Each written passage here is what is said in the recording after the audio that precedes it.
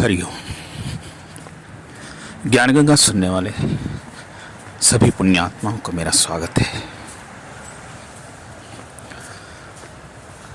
आज हम इस विषय पर चर्चा करेंगे। कलयुग में मुक्ति का सबसे सरल साधन कौन सा है? इसके विषय में एक प्रसंग है जो महाभारत के भीष्म पर्व में है।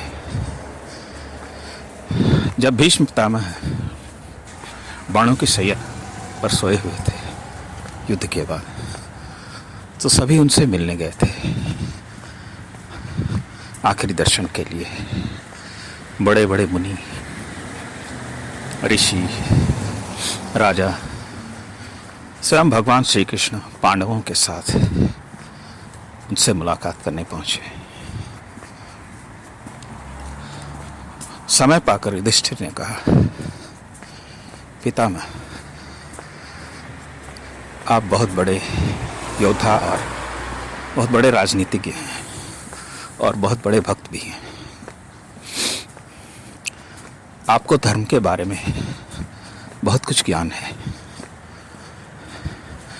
मैं चाहता हूँ कि वो थोड़ा ज्ञान मुझे भी दे।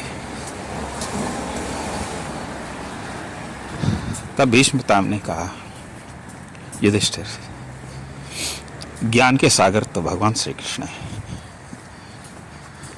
उनसे ज्यादा ज्ञानी मैं कैसे हो सकता हूं? तब श्री कृष्ण भगवान ने कहा, नहीं पितामह, मैं आदेश देता हूं, आप युधिष्ठिर को उपदेश कीजिए ज्ञान और धर्म का। तब भीष्म पितामह ने बहुत सारे धर्म के बारे में व्याख्यान किया, ज्ञान दिया।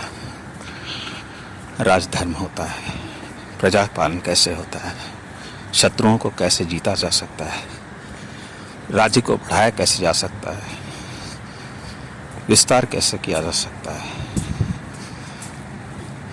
और इस तरह के बहुत सारी चीज़ें बताने के बाद युधिष्ठिर ने कहा, पितामह, आपने जो कहा उसे मैं मानता हूँ,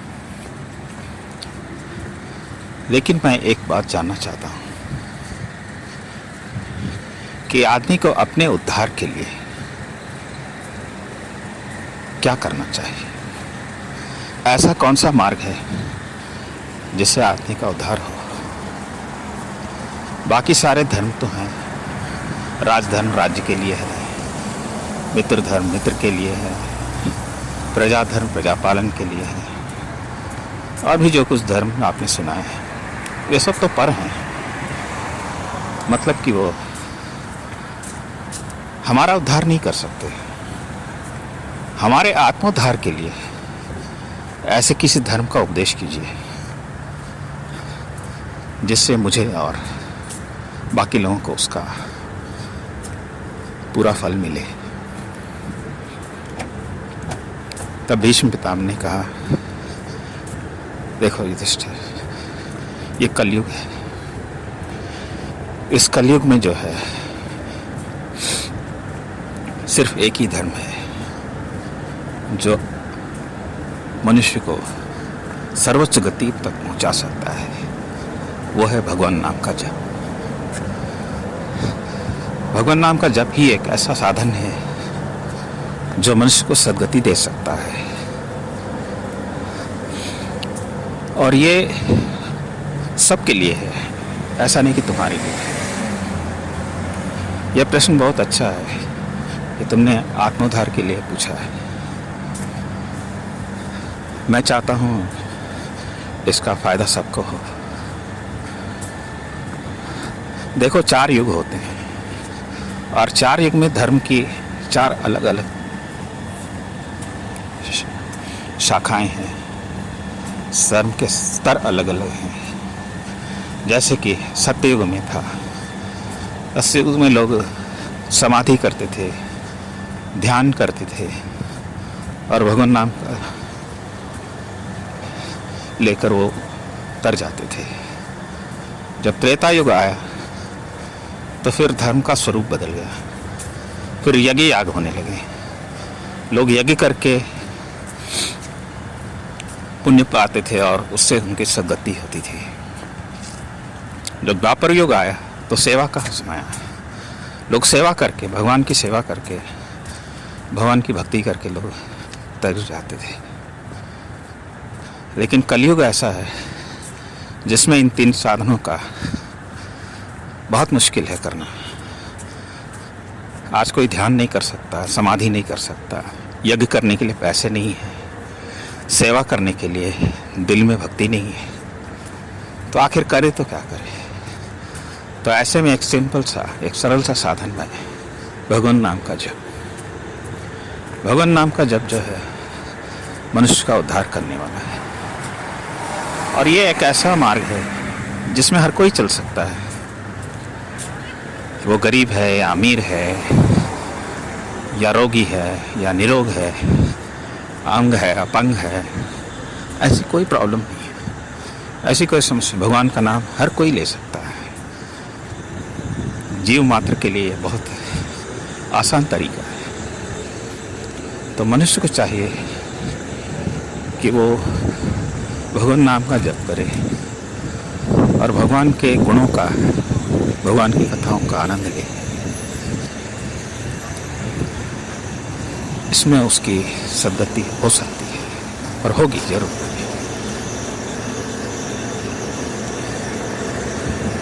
अब है तो ये बहुत आसान, लेकिन हमें विश्वास नहीं होता। हमारा मन हमेशा संशय में घूमता रहता है, हमेशा हम लोग संशय करते हैं, और धर्म के बारे में तो कुछ ज़्यादा ही संशय करते हैं, क्योंकि वो ऐसी चीज़ है जो दिखाई नहीं देती।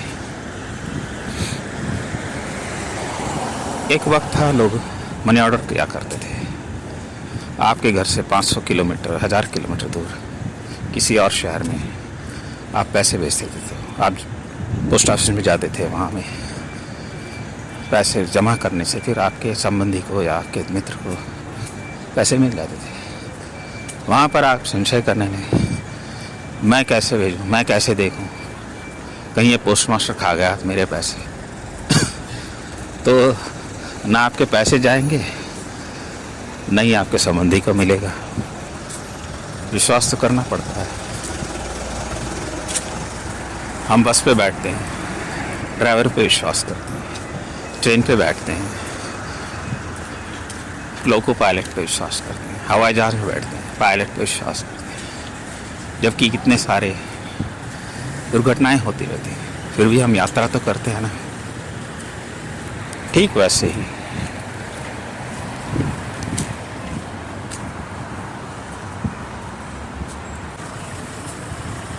हमें भगवान पे भी विश्वास करना पड़ता है। भले हम देखते नहीं, इसका मतलब नहीं कि वो नहीं है, वो है। वो आपकी सांसें चला रहा है, वो सारी दुनिया में व्याप्त है। ये कोई ज़रूरी नहीं कि हर दिखने वाली चीज़ ही सत्य हो। तो यह तो आँखों का धोखा है अगर जो इसे सच मान लेते हैं। तो हमें इस बात का ध्यान रखना चाहिए कि जो भी हमें मिलता है उपदेश, उस पर यकीन करना चाहिए, और आपकी श्रद्धा जितनी ज़्यादा होगी उतना आपको फल मिलेगा। भगवद गीता में कहा है, श्रद्धावान लभते ज्ञान। श्रद्धावान पुरुष को ही ज्ञान मिल सकता है। इसलिए आपको इन बातों में श्रद्धा होनी चाहिए,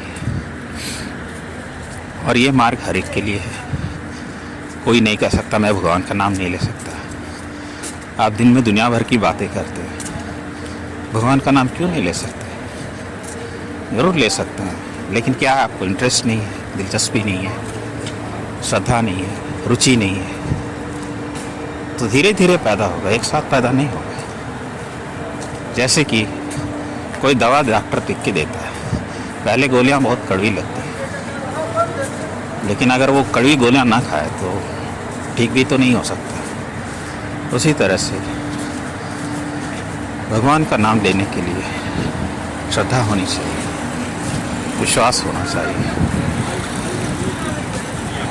यह धर्म का सबसे आसान साधन है। और इसकी दूसरी एक वजह भी है वो ये है कि इंसान की मृत्यु के समय जो भी वासना या जो भी स्मरण होता है उसी के मुताबिक उसका अगला जन्म भी होता है। अगर आप मृत्यु के वक्त भगवान नाम का स्मरण करते हैं तो आपकी सद्गति होगी, आपका दूसरा जन्म अच्छा होगा। अगर आप मुक्त नहीं भी हुए तो अगले जन्म में आपको पुण्य तो मिलेगा, आप अच्छे लोक में जाएंगे। उस वक्त अगर आप किसी और का चिंतन करते हैं तो फिर उसी का परिणाम होगा। अब कोई कहे कि मैं तो मरते वक्त ले लूँगा, अभी से लेने की क्या ज़रूरत है? तो भाई साहब, मरते वक्त इंसान के ज़ुबान से भगवान का नाम लेना इतना आसान नहीं होता। उसके लिए अभ्यास करिए। और आपको क्या पता है आपकी मौत कब हो जाए, कैसे हो जाए? इसलिए सदा भगवान का नाम लेते रहना चाहिए। भगवान का नाम लेंगे, भगवान की कृपा आपके पास रहेगी। मरते वक्त जो होगा सो होगा, जीते जी भी आप शांति पाएंगे, सुख पाएंगे, आनंद पाएंगे, संतोष पाएंगे। तो इस तरह की ये बातें हैं। तो भगवान नाम से जो है यहाँ तो मिलती है शांति, और हमारे अगला जन्म भी हमारे को सद्गति मिलती है, अगला जन्म भी हमारा सुख से भरा होता है। हर कोई चाहता है कि हम सुखी रहें, हम शांति से रहें, लेकिन रास्ते गलत अपनाता है। जहाँ जाना चाहिए वहाँ नहीं जाता है, जहाँ नहीं जाना चाहिए वहाँ भटकता रहता है।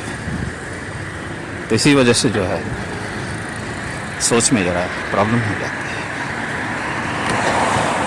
तो मैं यही कहूँगा, जितना हो सके भगवान का नाम लीजिए, भगवान का कीर्तन कीजिए, भगवान का ध्यान कीजिए, जप कीजिए, जो अच्छा लगे वो कीजिए, भजन कीजिए, है कि नहीं? तो आज के सत्संग में बस मैं इतना ही कहना चाहूँगा। फिर कभी मिलते हैं किसी दूसरे विषय को लेकर अगले सत्संग में।